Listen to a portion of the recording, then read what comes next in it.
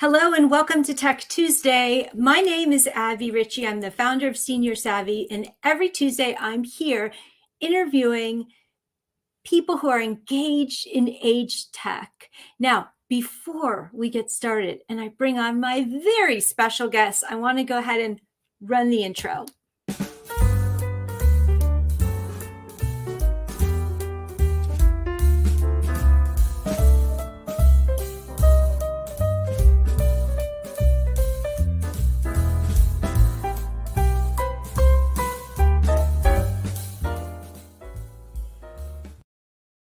Welcome back to Tech Tuesday. I want to go ahead and bring on my guest, Steve Moran. Steve, welcome to Tech Tuesday. How are you today? I am good. Always be glad to be on with you. Great fun. I'm real excited to talk about CES today. And I know that you and I were there. We didn't see each other. It's a massive place. I looked at the data. 110,000 people there this year. It was higher than what they expected. Yeah. The last big year before the pandemic, I think, was 179,000. And so it was comparatively small. Oh, boy, I don't know about that. But first, before we launch into that, I just want you to take notice. I'm decked out today, okay? I'm decked out. Thank you so much. So, okay, back to CES. So, yes, I went last week. It was my first time at the rodeo. I've never been there. I've seen pictures, I've seen footage. I really did not know what to expect. So, I asked several of my colleagues, and they said, if you can write down 3 or 4 things you want to see and you end up seeing them, consider yourself productive. So, I was like, oh, I got to be spot on with how and what I choose to see there. So this is my third CES. The first time was a pretty terrible experience. And I have to tell you, I decided after the first time that I was never going back again. It included 45 or 50-minute lines for taxis and Uber. It also included me losing my cell phone in an Uber, which I did get back. And a dead battery on my cell phone. And it was just kind of a miserable experience. So I said I would never go back. But then I kept reading about it, talking about it, and realized that after that was early in my life of senior living Foresight. And I had a couple hundred conferences under my belt. And I figured I'd probably better off to do that. And so I went the year the pandemic happened. So 2019, I guess, when everything shut down. And I was there for 2 days. It was a great experience. I ran into a few people I knew. And so last year, it didn't make any sense for me to go. This year, I decided to go back. Ran much more of it on the weekend this year. So I was only able to be there for 1 day. And it wasn't enough time. And the other thing that happened is I ran into a whole bunch of people I knew at the Age Tech. And no complaints about that. But when you run into people, you just don't move as fast and see as many things. Yeah, that's right. But it was a terrific experience. That happened to me too. It was great running into some friends that I've only met with online or on the show. And so I was really, really happy to run into Nick Patel, for instance.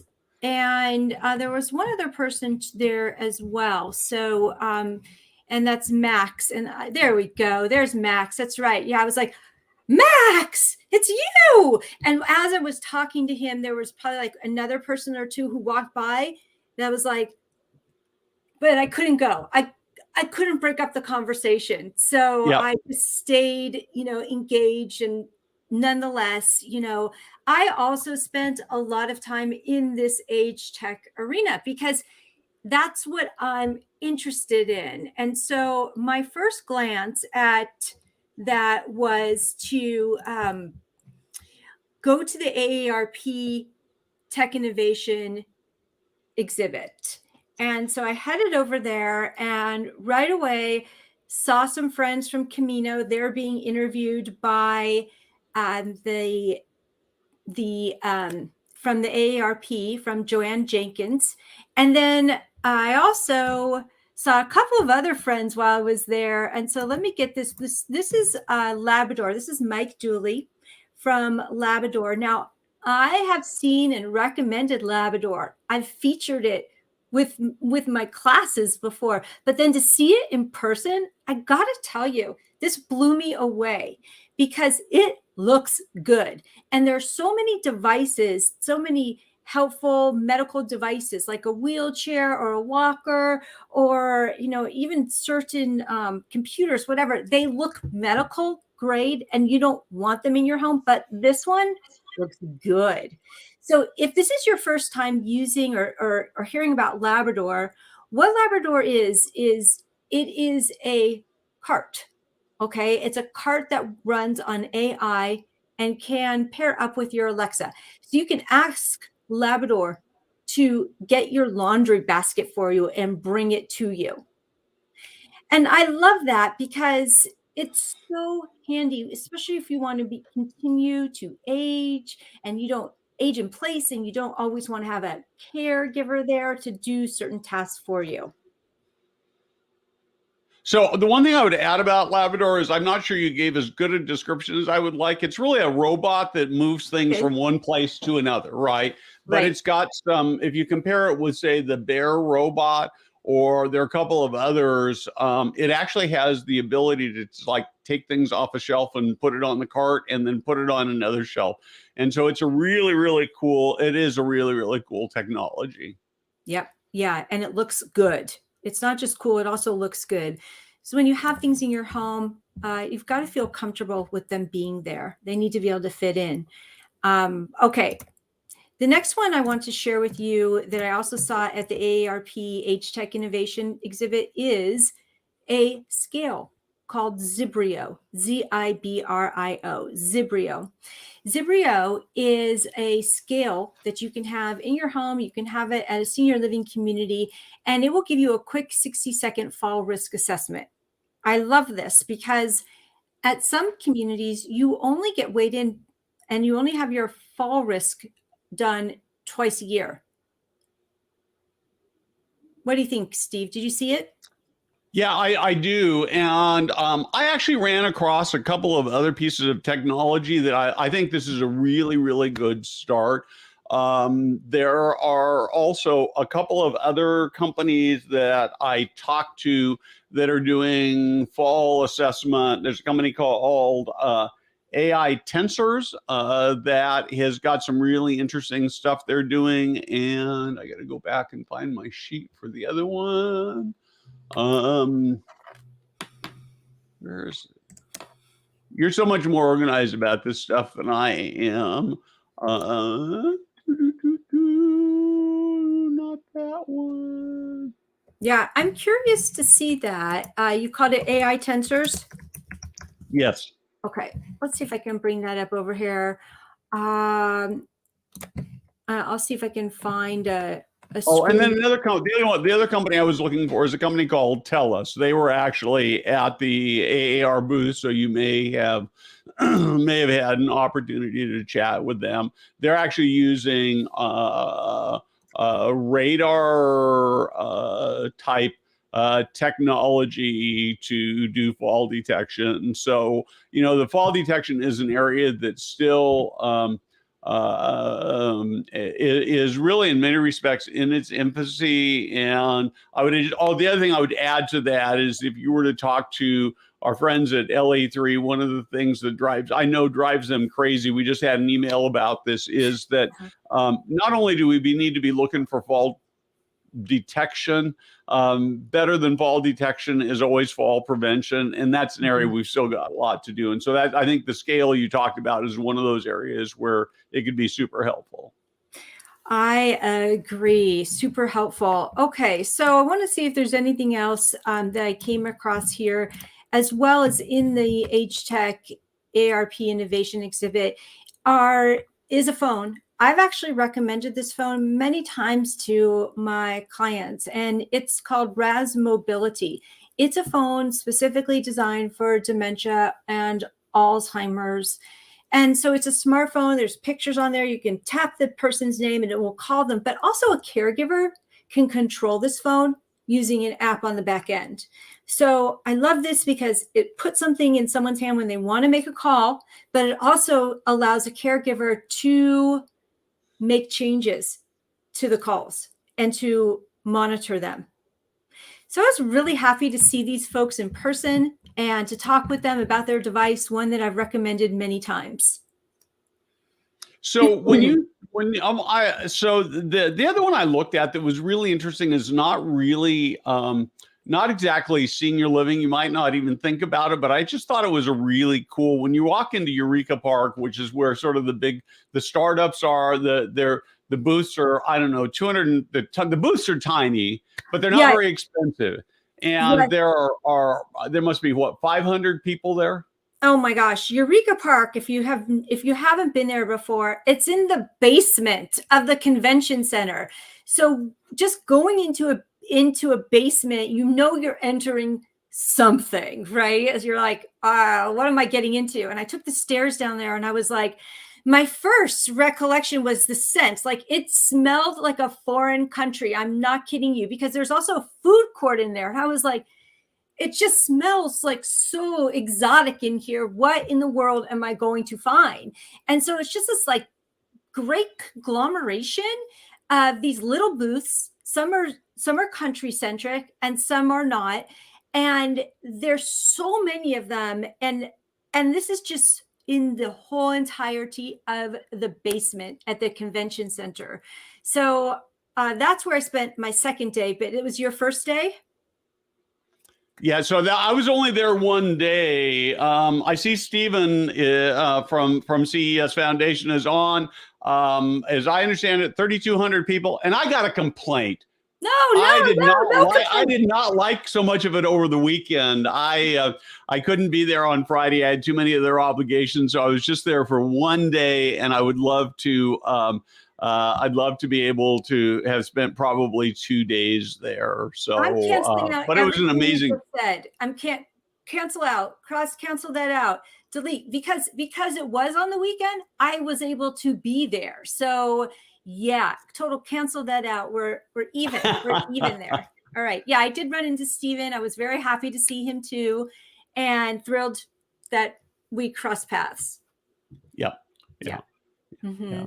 Okay, let's go back to Eureka Park. I want to show you some things that I ran into that I was just blown away with. Okay, so here you go. We've got the first wheelchair that can go upstairs. All right, it's called Scuo, SCEWO. It's a power wheelchair that can climb chairs. Seriously. Now that I'm looking at this picture, I'm thinking I should have been scared for my life, like it was going to propel me into another booth, but it didn't. Like it was very, very smooth, and I was really happy to see this. That does look a little scary to me. Yeah, I had no fright whatsoever. I was just entirely curious and wanted to see what it was going to do. So here's another one. All right. This is very girly, but I gotta tell you, I liked it. What this is it's a hearing aid, and it's by Nova. It's for classy women who want to wear an earring, and it's a hearing aid. Yeah. So it looked great. I put it on. I was totally impressed. If it's going to help my mother-in-law to hear better, by all means, let's have it. So I just want to say I actually did walk past that booth. I saw that, and I'm going to confess I decided that probably wasn't for me, and I didn't stop. Yeah, one thing I did that I want to talk about, if you're planning on going to CES again, they have a great mobile app, and so what I did in advance was I went through the mobile app and I searched for my category, which is age tech. And if there was something that I thought was particularly interesting, I wrote it down. And so, yeah, that second day, I had like tunnel vision. Like I was just like, 61530, where are you? Where are you? Where are you? I was trying to be strategic and go in order. And sometimes I was able to, sometimes I wasn't. I felt like if I had an ambassador to take me around, it would have made things easier for me. So in Eureka Park. So let me show you what else I came across here that I thought was really interesting. Now, I work with a lot of people who are visually impaired. Maybe they have macular degeneration, whatever the case is, and it's really hard for them to see. It's really hard for them to see what's on their phone, on the computer, and so this is a new technology. They just had like one prototype they could show me. I put it on, and it kind of gives you a little haptic buzz above your ears on your right by your cheekbones, so that it detects what's nearby you. Yeah. Any comments, Steve? You want them? No, I think it's a really cool one. As you were talking about that, one of the things I looked at was somebody actually has an eyeglasses, and I thought this is what you were going to point to. I can't find the picture of it right now, but these eyeglasses can actually take people's speeches, even in a normal area, and actually translate it into words and then project it in the little corner of your glasses.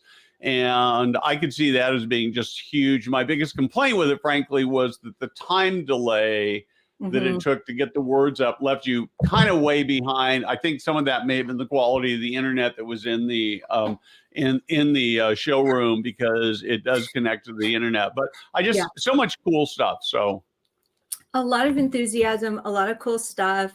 Here's what else I saw that I was really impressed with, that I've never seen this before. It's a one-handed keyboard.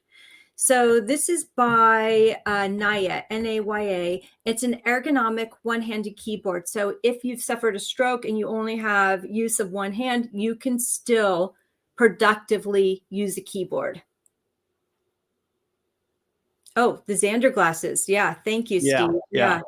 The Xander glasses. Okay, cool. Yeah, so yeah, there's just so much innovation there, really cool things. And, I don't know if you know this, but I kind of grew up during the dot-com boom in the Bay Area. And so I just really felt the vibe in Eureka Park with all of these, different startups and the enthusiasm behind it and the way everyone was expressing and explaining their product. And there's so much buzz down there that there were times where I had to work my way through and go right up to people and say, I'm here. I wanted to meet you. So yeah, it was great. It was great fun. I think I've got one more thing I want to share with you here. And let's see. So now this was not part of the Age Tech Innovation exhibit. This was something else entirely that came across my my page, my screen. And this is a Lenovo. It's a dual screen tablet. Woo! Who wants that when you're traveling, right? Steve, does that have your name all over it or what? It does. That looks terrific. How much is it, by the way? Yeah, let me find out. I knew you were going to ask that. Why wasn't I ready? I want to know that. I want to know that. The Steve Moran question. So how much is that? Yeah, I'm going to have to get that price to you. I don't have that up right now. Now, there's something else I wanted to talk to you about too. And I don't have a photo of this, but I'm going to see if I can share my screen over here with you. I featured this in the segment I did for Fox on Friday morning, and on some of the Age Tech and the innovation that I witnessed. So there is something really, really cool I've never thought about before. So I'm going to go ahead and share my screen with you. And not that one. Let's try a different one. Share screen. Here we go. Okay. So this is called Scent Technology. Okay. Now, when I first read this in the description, I was like, blah, blah, blah, blah. Not interesting. I don't see what the application is. But then I started to dig a little deeper. And this is a way for you to use VR with AR with scent. Okay. So not only are you showing a virtual visual experience, but you're also activating a scent memory. And the research shows that we can remember 70% more memories with scent than we can with a visual or an auditory memory. Isn't that cool? It is. Yeah, so you'd put something like this on, it provokes different moods and emotions with the scent. And yeah, I just thought it was really, really cool. I love that because anytime I can help my students remember and be reminded of who they are and what they love doing, that makes a big difference. Yeah. And no question about it. Couple more things that I ran into that I just really, really liked. This was in Eureka Park. I'm not as well organized as you, and so I don't have pictures. I actually have some pictures, but they're not well organized. But there's a company called Wave Therapeutics that is out of Nashville, by the way, but not Tennessee. Did you know there's a Nashville, Iowa? No. I had no idea, but they're doing alternating pressure pads for wheelchairs, and in the future beds that will be a lot less expensive than what I expect to see in the future. The other one, and this is the one I don't. Jada, can I take a spot to share a screen for just a second here? I'm asking Jada in the background.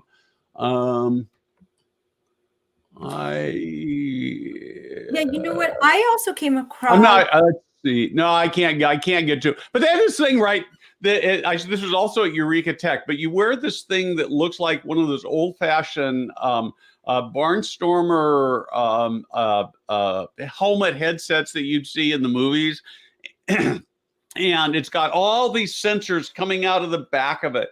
And it's designed primarily in a medical sense, but in a medical setting. But apparently, it can actually detect or do early detection of Alzheimer's. Now they had a crowd there, and so I didn't really get a chance to visit with them. And I have so many questions, like if I could detect early Alzheimer's, if there's not much I can do about it, would I really want to do it, or I don't know. But I thought it was really, really a cool thing. So yeah, I know what you mean. And that, but if you could determine whether or not you're a fall risk, that's definitely a health related issue right there. So, okay. So again, what I did, and I just want to see if anyone else who's been to CES, Stephen, I don't know how you organize it.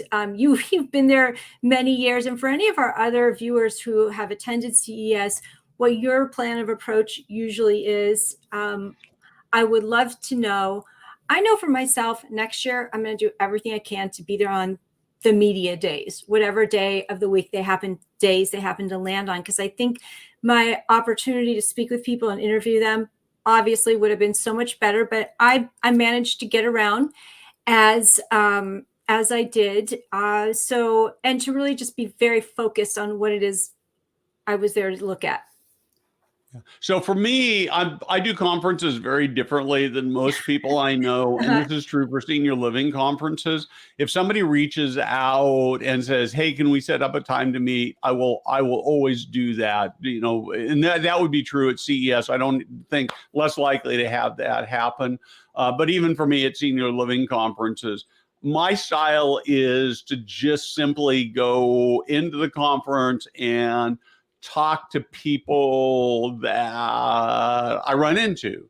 And it just sort of works well. I find that oftentimes when I set up appointments, I end up having a hard time being late. I'm in the middle of a conversation and I can't get to it. Not always true. I mean, I try to really honor those kinds of things.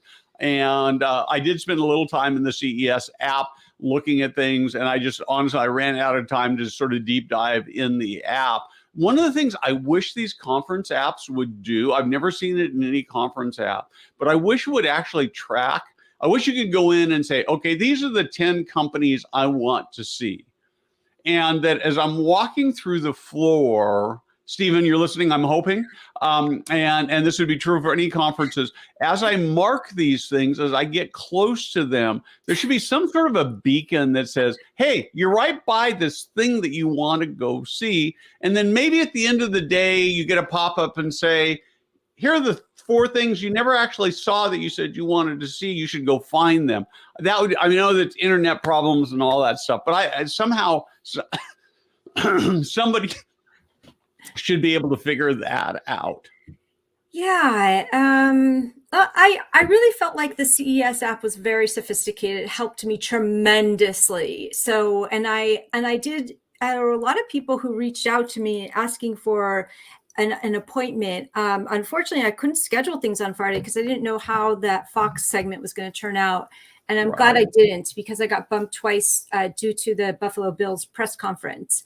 So other than that, I felt like I also got some reminders like you're asking about, of people who I wanted to see or I marked as a favorite, or maybe said, I was able to set up appointments within the app, and that was really helpful. That's cool. That's cool. Yeah. That's good. Yeah. Yes. Yeah. And navigation. Yeah.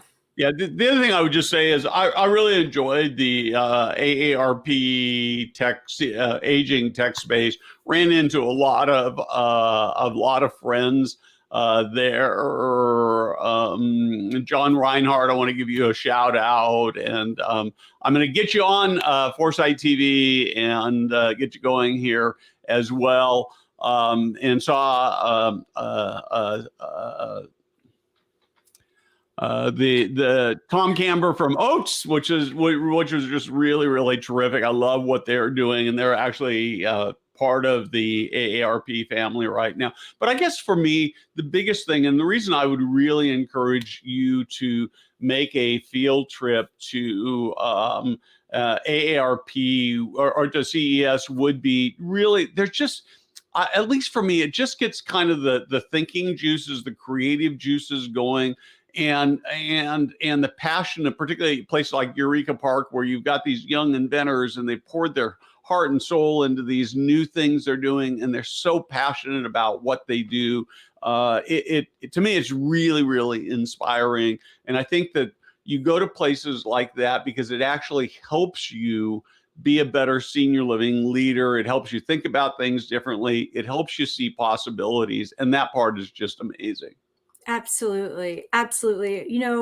I really felt like I was a kid in a candy store, totally, and so my very first impression of walking in to the Venetian Expo where the H Tech and the ARP was located, I was just like giddy. I walked in and I was like, whoo, ARP, I know exactly where I'm headed. It was like right in that center area.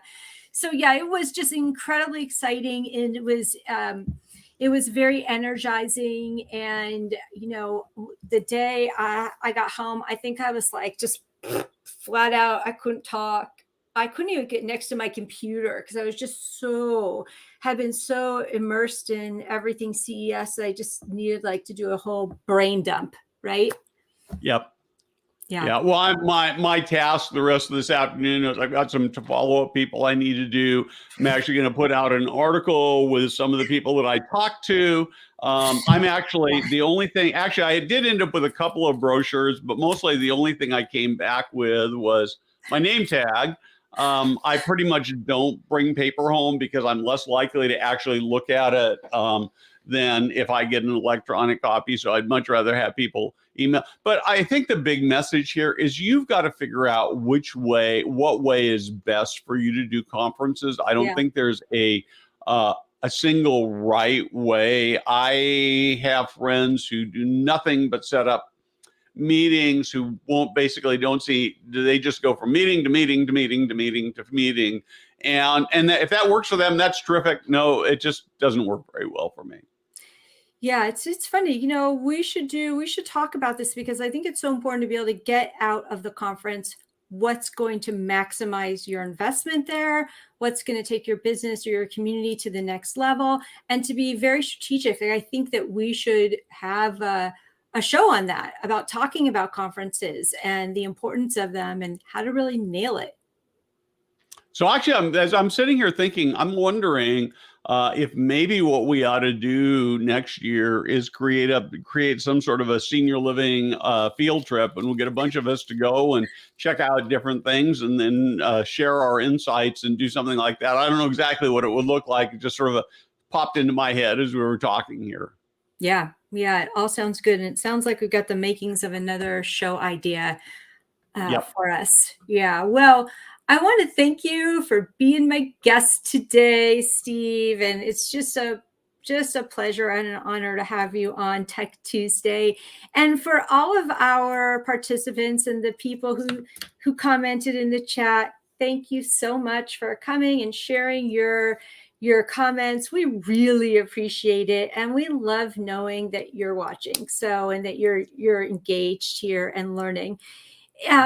Steve, what's the best way for people to get in touch with you? So if you're watching this, it's our channel, so you probably know where to find us: LinkedIn, Senior Living Foresight. You can find me obviously on LinkedIn. There's just live streaming our channels there. I just appreciate being able to be there, and it's great to be on with you today. Yes, right there with you. Thank you so much. And we will see you back here next week.